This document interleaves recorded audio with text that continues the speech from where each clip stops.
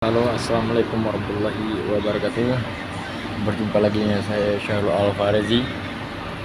Sekarang kita berada di tempat kerja ya, di tempat kerja.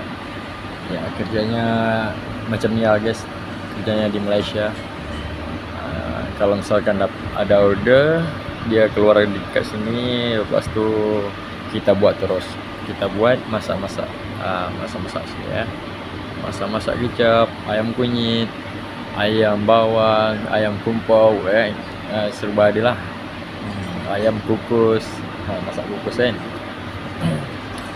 Lepas tu di sini kita pun campur-campur orang ya guys. Ada juga orang Arab. Sebelah kita ada orang Arab yang meniaga di Malaysia.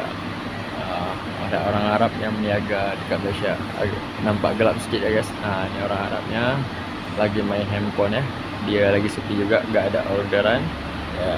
Oke guys, yang sebelah lagi itu orang Myanmar ya, orang Myanmar ya. Dia pun niaga juga dekat sini guys, dekat Malaysia juga. Yang ini ada juga orang Aceh. Nah, itu orang Aceh dan saya juga. Saya sendiri itu orang Aceh juga. Oke guys, mungkin kita tunggu-tunggu orderannya. Terima kasih, selamat berjumpa kembali. Assalamualaikum warahmatullahi wabarakatuh.